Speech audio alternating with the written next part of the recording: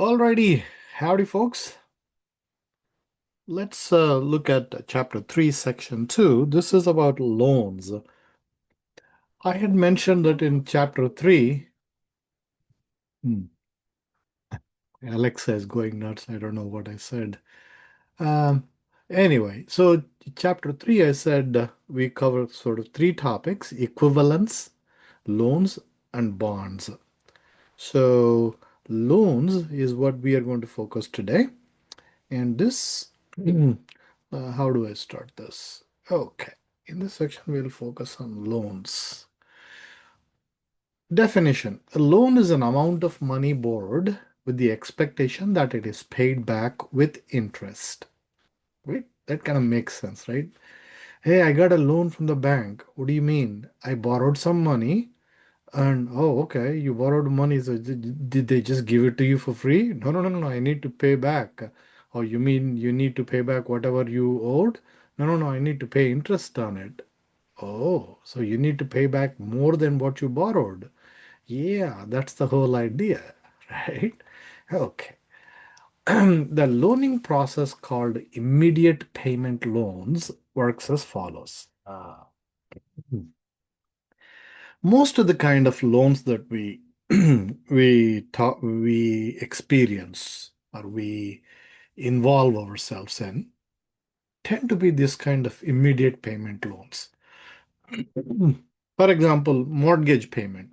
You decide to buy a house or build a house, and you go to the bank and get a loan. And how does that work?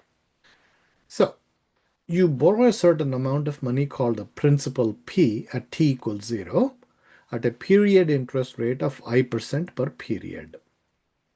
Does that make sense?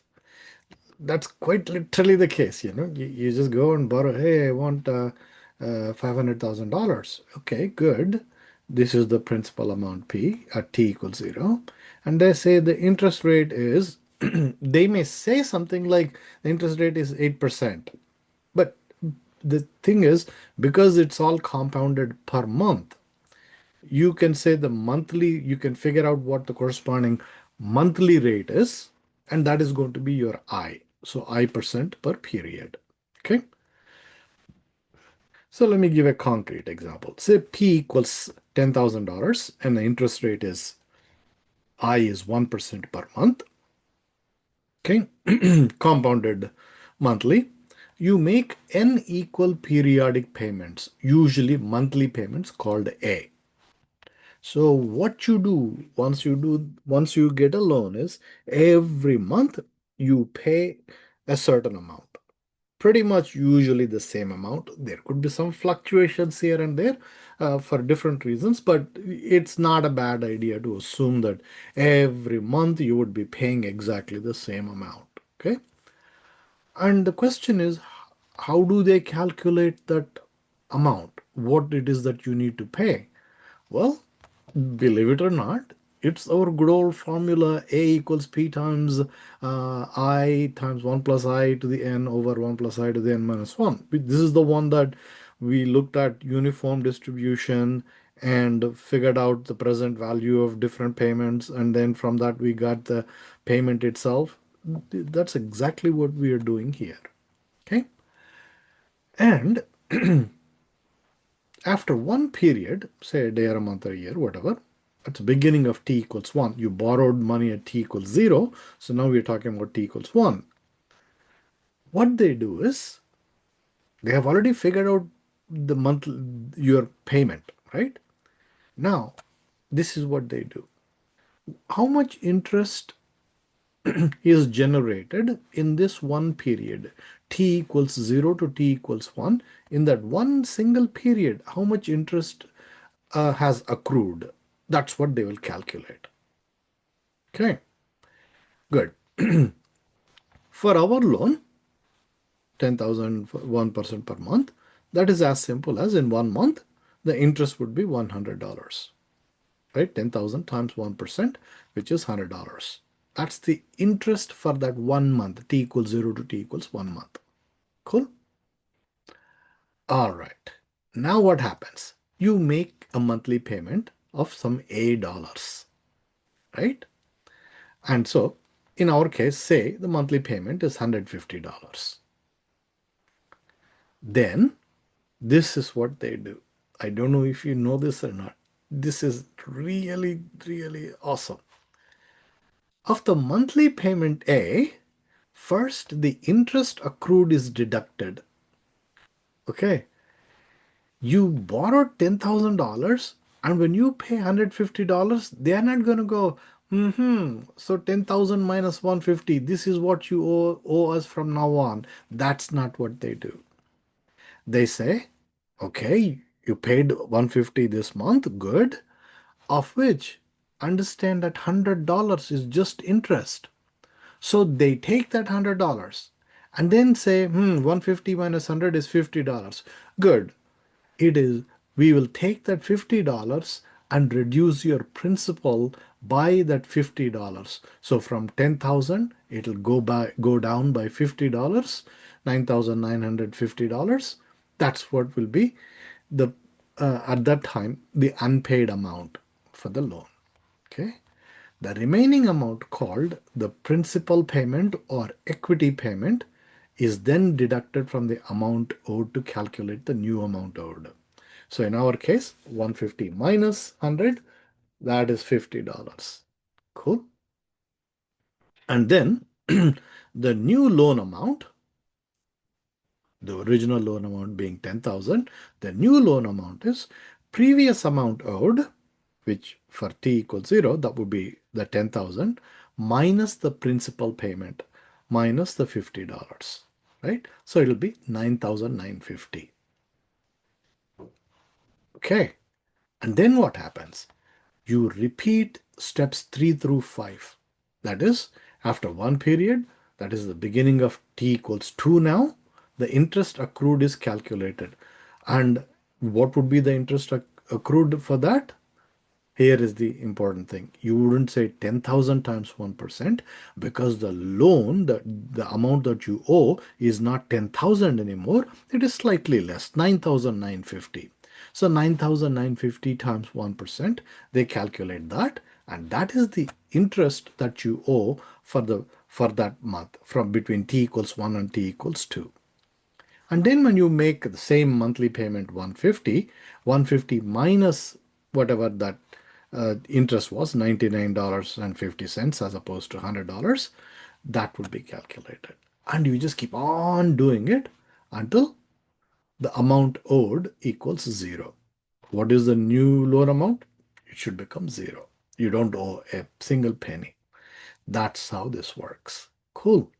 Allah. I'll do a problem. You borrow $5,000 at 10% per year and will pay off the loan in 3 equal annual payments starting 1 year after the loan is made. The end of year payments are $2,010.57.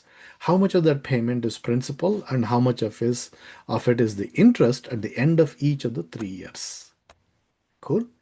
So this is kind of forcing us to go through step-by-step calculations just to get a clear idea.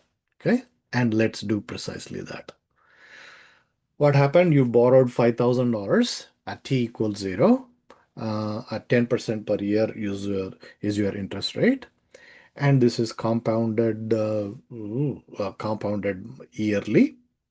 We'll pay off the loan in 3 equal annual payments. Okay. Cool. So interest owed is what? At the end of year 1. Interest owed is whatever you owe in the beginning of the year. And because we are at the end of the year, from the beginning of the year to the end of year, how much did you owe? This 5,000. And what is the interest rate? 10% per year. So 5,000 times 0.1, 10%. And that is $500. So you owe an interest of $500. Now, what is the payment that you made at the end of the first year? You made a payment of $2,010.57. So what they do is from the 2010.57, they will deduct the interest that you owe, 500. And that is used, a sum of $500 is used to pay the interest. Okay. Now, what is the equity payment or principal payment as a result? You paid 2010 and 500 is interest. So that's going to be 2010 minus 500, which is 1510.57. Now, remaining principal after the payment, that's another thing that we need to calculate. Does it make sense? Did I go too fast? We paid principal towards the principal. We paid 1510, right? Actually, we paid 2010, of which 500 was used up to pay the interest. And so the amount that is going to contribute to reducing the loan itself or the principal itself is this 1510. That's the equity payment. So what is the remaining principal after that? Okay, 5,000 minus this quantity. So now at the top of year 2, you owe 3,489. At top of year 0 or year 1, you have 5,000. Now it came down to 3,489. Cool. At the end of year 2, how much is the interest owed?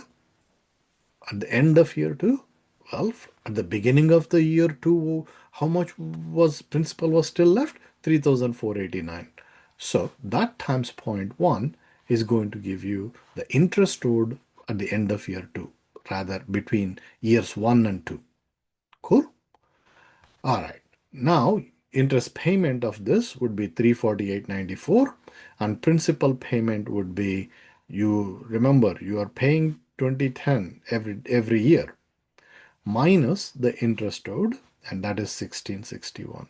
So remaining principal after the payment would be what? How much is left? Be careful about this one. I think let me pause the video and see if you can figure out how much you owe. Remaining principal after this payment, right? What would that be? Check this out. You owed 3,489, right? Now you have paid 1661 to reduce it. So 3,489 minus 1661, and that's going to be 1,827. Cool? All right. Now, at the end of year 3, what is the interest owed? Well, go back to what was the remaining principal? Remaining principal was 1827. And so multiply that by the interest rate, 0.1. And so that is $182.77. And what is the interest payment? $182.77, 78, something like that. Okay. Now, principal payment or equity payment would be how much? Well, what did you owe at the beginning? 1827.80.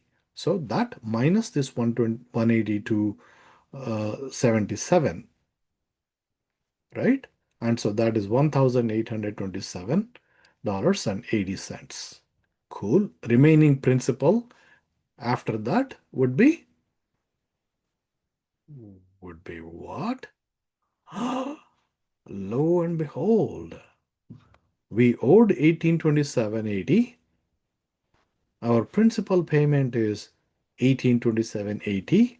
So the remaining principal after the payment is 0. Isn't that cool? How did this work out so beautifully, man? Simple. It worked out beautifully because they gave us this number. Oh, the end of year payments are 2010.57. Where did they get that from? They got that from our calculations. Where did their annual payment? It's based on a uniform series formula that we are familiar with. That is A equals P times I, 1 plus I to the N over 1 plus I. Like if you plug into this, ta-da, that's the payment. Cool. All right. I think that's a pretty cool problem. All right. Now let's see a few things here. We had some concrete numbers to go by, but because we are smart, we know math, Let's use variables and try to find what in the world's happening, right? Loan amount is P. Period interest rate is I per period. Total loan time is N periods, right? There was 3 years. Yeah, so N was 3 then.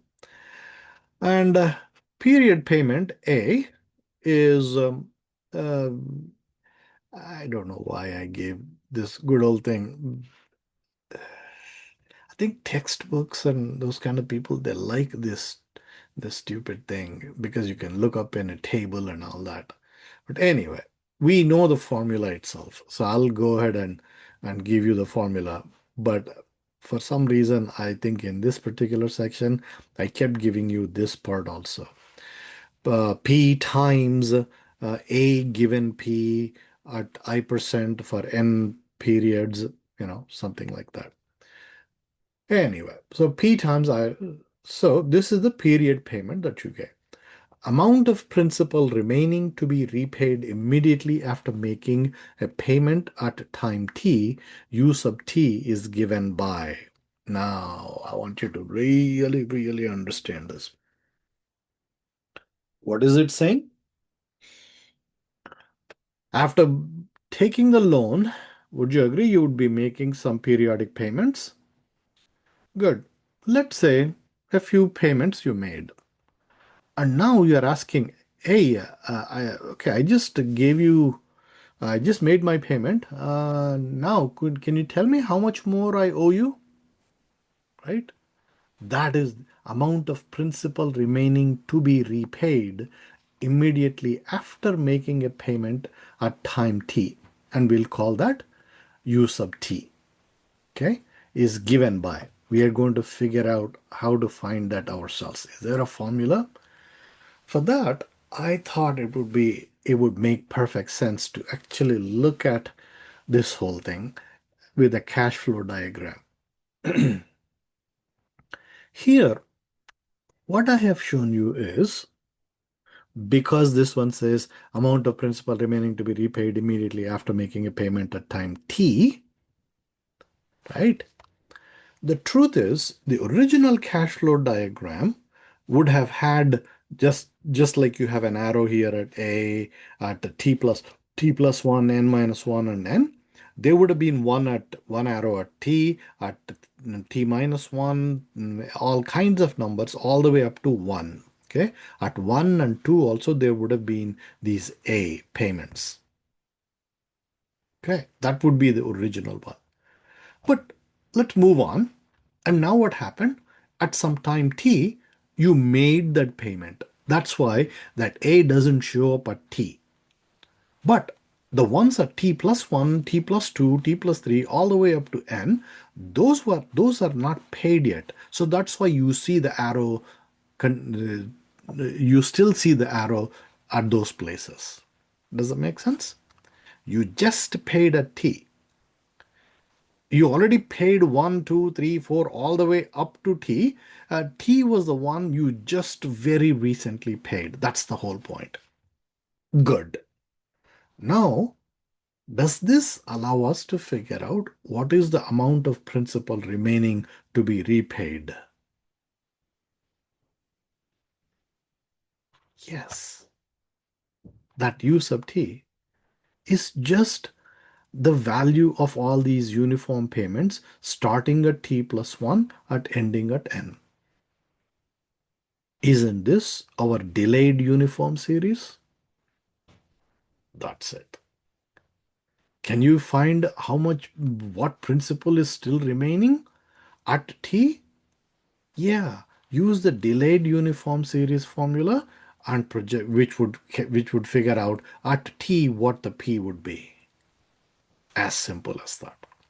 Cool. So u sub t is equal to, and that's what I did. 1 plus I raised to n minus,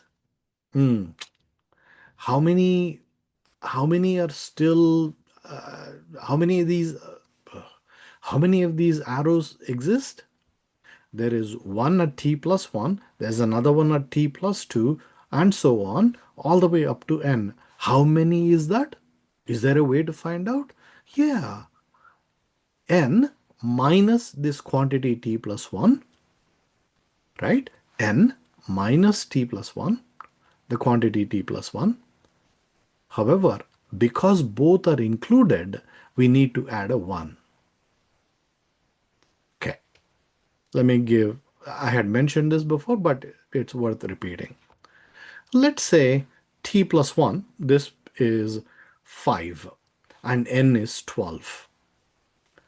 5 through 12, how many is that exactly?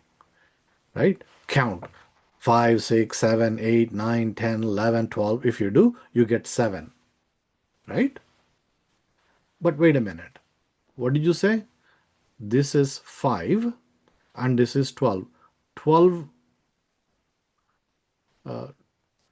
wait, what did I say? Yeah, 5, 6, 7, 8, 9, 10, 11, 12. Wait. Oh, this is t plus 1 is.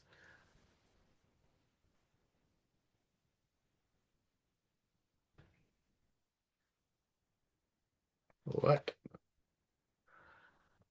Should we um n minus t plus 1 plus 1. That is true.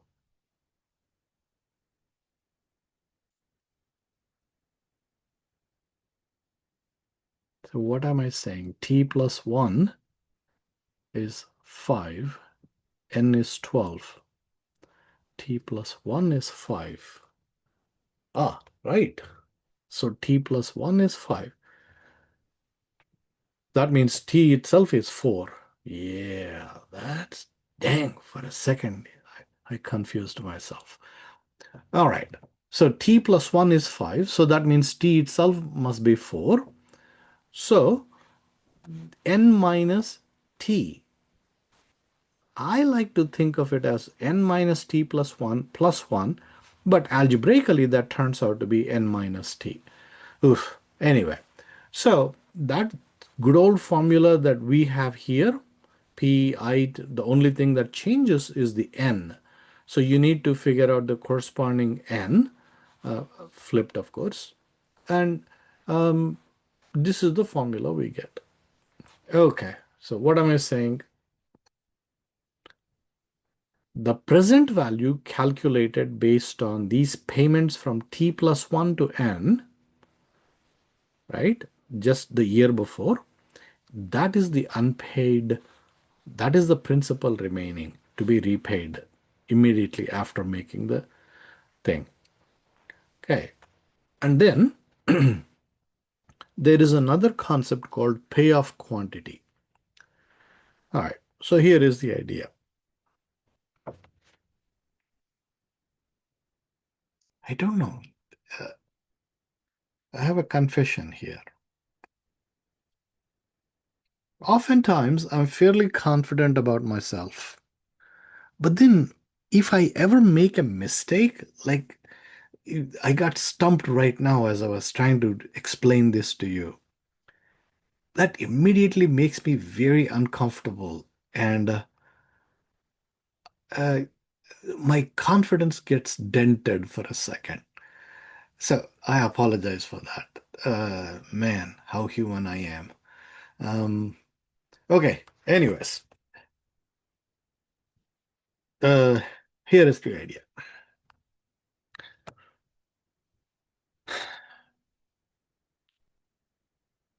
At time t, you walk into your bank. Let's say you got a loan. You walk into the bank, and in order to pay the whatever that period payment is, you are there. Now, two things could happen at that time. Would you agree? One is you will first go ahead and pay the amount. Okay, I'm ready here to do my monthly payment, and you paid. And then, hey, could you look up how much more I owe you? Right? That could happen at time t, at any particular time. Or you may have won a jackpot, and so you got like suitcases full of cash, and you pick one of your suitcases full of cash and you walk into the bank, and now you are supposed to make a single payment for that month. You'll say, you know what, forget about me paying you right now the monthly payment. Tell me, how much do I owe you? What is how much should I pay you so that the whole loan is paid off? And that is what is the payoff quantity. You can figure out how much total do you owe the bank at any particular time, which is called the payoff quantity, and payoff at particular time t. Now, is the total amount required to pay off the loan at time t, including both the current payment and the unpaid balance? Is there, can you think of how to figure that out? What is that? At at time t, you have not paid your monthly payment yet. You are at time t, but you haven't paid. Now the question is, hey, how much does it cost me to just pay the entire loan off? You are asking. Do you know how to find that? Pause the video and find and tell me, or tell yourselves. Now, the answer is, when we said over here in the previous one, amount of principal remaining to be repaid, didn't we calculate that? What is that? What is the difference between that and the payoff quantity? Well, the difference is you already paid the monthly payment here and looked at what the sum of all the remaining A's is. For a payoff quantity, you didn't pay this yet. You still need to pay this. So, would you agree? All you need to do is, whatever this U sub t is, to that add a single A, the monthly payment that is due at t. If you do that, that is the payoff quantity. Right? Allow that to sink in. And if you see that, then this payoff quantity stupid thing is not at all complicated. Once you know the principal remaining to be repaid is calculated. So you just simply add that. Cool? So, and that turns out to be A plus A times this blah, blah, blah, this formula. Okay. All right. Now, the interest accrued during any payment period is given by the interest accrued during any payment period is what we are ready to find. Okay. That's is given by the product of the unpaid balance at the beginning of the period and the period interest rate. If I sub t denotes the portion payment of t that goes to pay interest, we have something. Okay. What is the interest payment? Does that question make sense? That should make perfect sense to you, because what did we, in our concrete example, what did we say? Hey, you would pay some A as a monthly payment. Of that, certain portion will go towards the interest payment, and the remaining portion goes towards the equity payment, or the amount that your principal is reduced by, right? But how much should go towards the interest? That depends on what? Please pay attention to this. How much of your payment, A, goes towards interest? It depends on what did you owe at the previous month, at the beginning of the previous month, times the interest rate. Okay. I think in this case, I'm better off because I have a picture here. This is what I'm asking. At t plus 1, how much of your payment is towards interest? You can calculate that by saying what was owed at t. after you paid that, how much was still owed? This is U sub t stuff. That stuff times the interest rate for that period. We already know the interest rate per period I. So what you owed at what you owed at t, that U sub t after your payment at t, times the interest rate should tell you what the interest payment should be at t plus 1. Cool? If that is the case, how much interest do you owe at t? Well, go back to the previous one, t minus 1, figure out u sub t minus 1, multiply that by I, and you know exactly how much of your payment at t would go towards the interest. Okay? If I sub t denotes the portion of payment t that goes to pay interest, we have I sub t is nothing but I times u sub t minus 1. Okay. You are paying, say, I sub at the beginning of the 5th month. So the 4th month, how much at the beginning of the 4th month, how much did you owe? Times the interest. And we know all these formulas. So plug and chug, and that turns out to be this quantity. Okay? We already derived a formula for u sub t minus 1, so we are using it. And that turns out to be, you can write it in this fashion also. The interest payment is a times 1 minus the quantity 1 plus I raised to negative n of t n minus t plus 1. Okay? The portion of the payment that does not pay accrued interest goes to the principal reduction. So letting P sub t denote the portion of payment t that is a principal payment, we have, right? Can you find out what P sub t would be? Okay.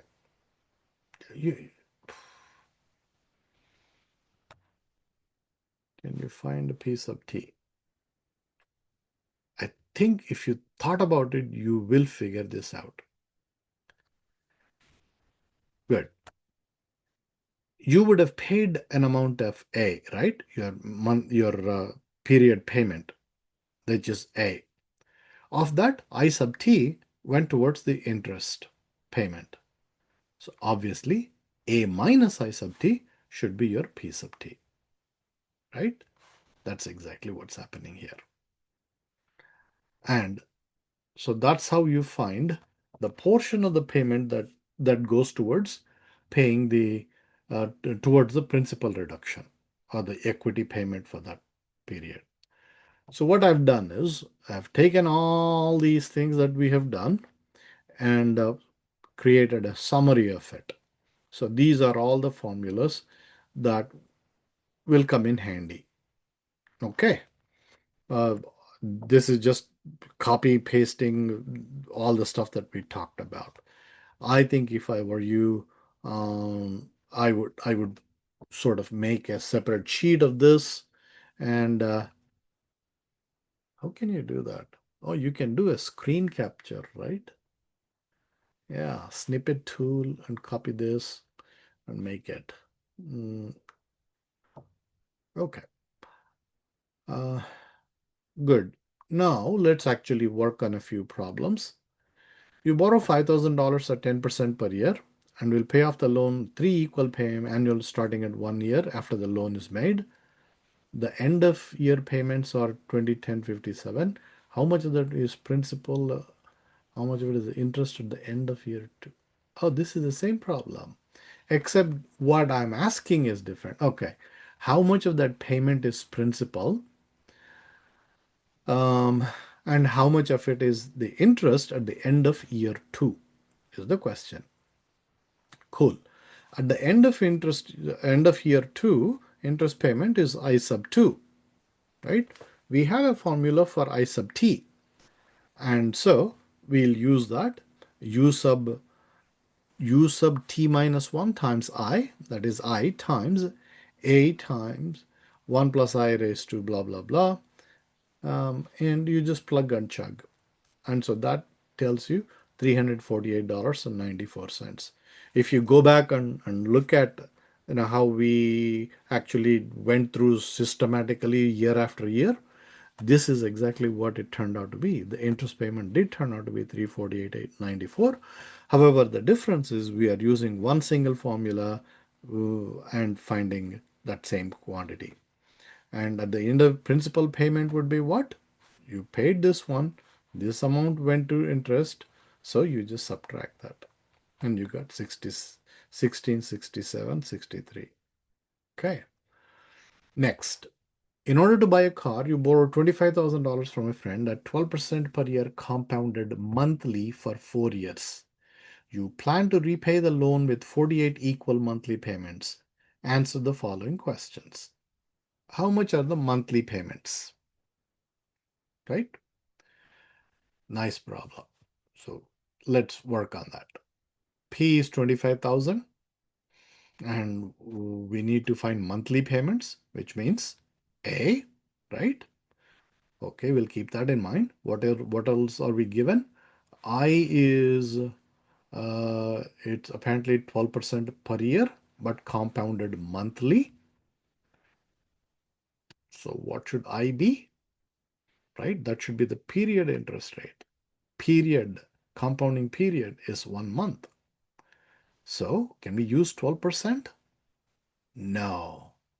We need to use 12% divided by 12. There are 12 periods in a year. So I is going to be 0.01. Okay? Be careful about that. And then N. N would be the total number of periods, compounding periods for the whole loan. 48 equal monthly payments. So N is 48. Once we know this, our period payment A is the good old formula. P times I times 1 plus I to the N over this, plug and chug, and you get $658.36. This really works. Okay. You plan to repay the loan, so you know you would be making a monthly payment of $658.36 for 48 months, and that's how you'll repay this $25,000 loan. Okay, would be a good idea to 48 times this one minus 25,000. So that is the amount you would be paying towards interest alone. How much interest is in the, how much, what question, man? What grammar? How much interest is in the 23rd payment? I'm missing an is. And the 23rd payment. What is some weird 23rd payment? Basically, that is I sub 23. And so I sub t, we know, and we are being asked to find I sub 23. And this is the formula we have. So plug and chug, and you are in business. For T, plug at 23. For N, plug 48. You're done. And that turns out to be $150.07. So you are paying $658.36, and of which, and for the 23rd payment, 150 of it went to the interest payment. What is the balance after the 37th payment? What is the balance after the 37th payment? Do you know what quantity that is? That is that U, unpaid balance. And also remember that unpaid balance is after you make a payment. Keep that in mind. Principal remaining to be repaid immediately after making a payment at time t. U sub t is this one. And so we are being asked to find what is U sub 37. And so plug t equals 37, n equals this, and blah, blah. And you get, you still owe $6,825 out of the of the $25,000. You still owe $6,825 after you make the 37th payment. I love this problem. This is very nice. It is capturing all the stuff. Okay, 3.5 years after borrowing the money, you decide to pay off the loan. You have not yet made the payment due at that time. What is the payoff amount for the loan? So, right, the payoff amount typically is before you make that monthly payment. So this is when you won the lottery And 3.5 years later, you say, hey, dude, tell me, what is the total amount I owe you? Oh, wow, you won a lottery. Good. So, 3.5 years, we need to convert that into what period is that? How many periods have elapsed for 3.5 years? 3.5 is nothing but 7 over 12, 7 over 2 rather, times 12 periods per year. So that turns out to be 42.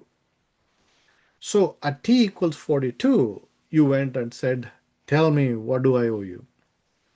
So they'll say, hang on, uh, you will you will owe a plus whatever u sub 30, what is this, 40, 42. So u sub 41, after the 41st payment, what was the u, unpaid balance, plus this, now you need to pay this one off. So a plus a times this one. And so pay of 42 is 1 plus all of this. So for t, you're plugging 42.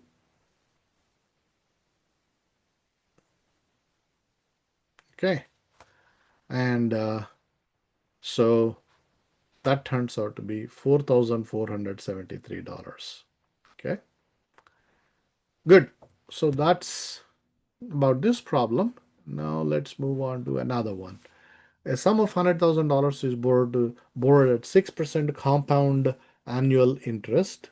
What is borrowed at 6% compound annual interest? 6% compounded annually.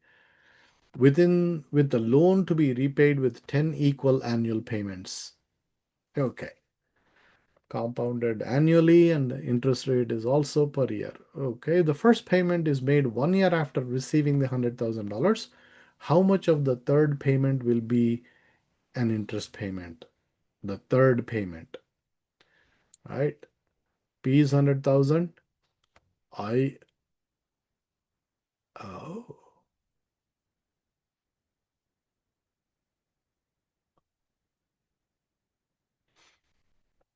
I is 0.06. The loan to be repaid with 10 equal annual payments. Dang, they didn't tell you what the annual payment is. They're expecting us to figure that out. Ah, interesting. So P is $100,000, I is 0.06, N equals 10. And so period payment, let's figure that out by the formula. And that is $13,586.80. Cool. If the first payment, how much of the third payment will be an interest payment? But we first need to do this. And then they are asking, we'll use this interest payment I sub t formula. And what is this? If the first one, how much is the third payment? So I sub 3 is what? And we'll plug t equals 3. And so we get 5,062. So this is towards the interest payment. And what else? If the first payment is made 4 years after receiving the loan, how much of it will be an interest payment? Oh, this is the problem. Okay, now I remember. Dang, this is a good one, no? Check this out. Why are they talking about first payment, first payment? I wondered. So let me go back. So in this scenario, case A, the regular kind of loan. You borrowed the money, $100,000 at t equals 0, and you start making payments at t equals 1. Right? That's the regular thing. But now, what they're saying is, you know what happened? Sometimes these guys, they do that. Oh, you don't need to make any payments till next January. It will be month of May or June. Oh, you don't need to pay anything till January. Buy our car, right? That's the kind of scenario. So the first payment itself is made 4 years after receiving the loan. Okay, so when you make that payment, first payment after 4 years, obviously some amount should go towards interest and hopefully some goes towards the principal, right? Okay, that's the question they're asking. Let me get a sip of water, please.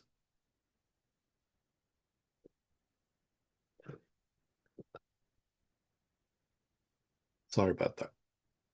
So how much of it will be an interest payment? Good. Since the payment is delayed by 3 years, right, we'll project our answer in part A to 3 years ahead. And we have period payment would be, right, this is a delayed situation. So,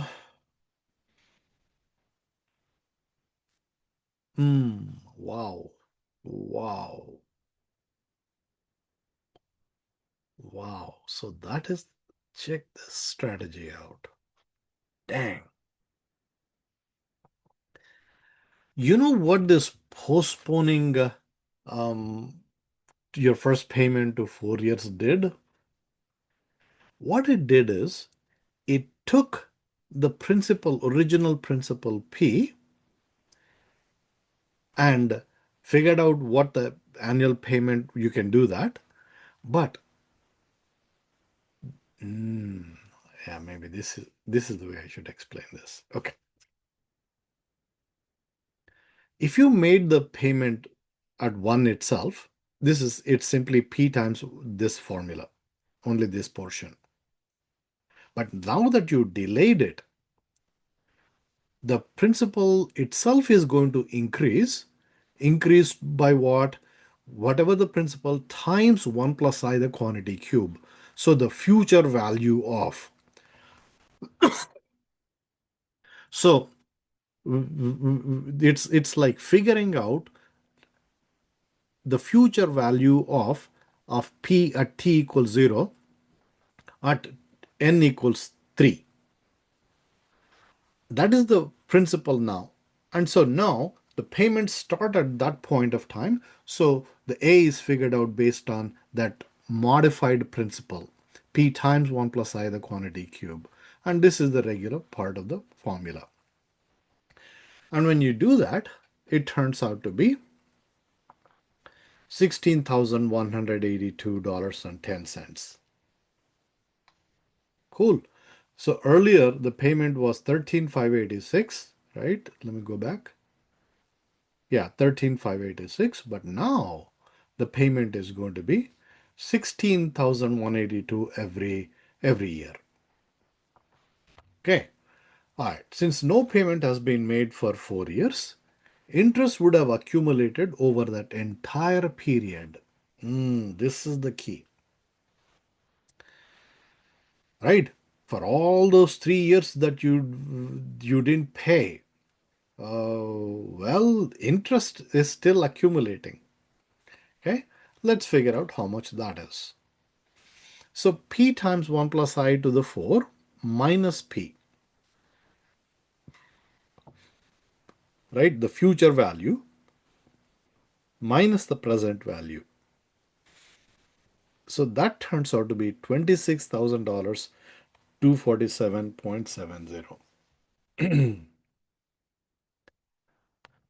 So this is the total interest that accrued before you made your first payment at t equals 4.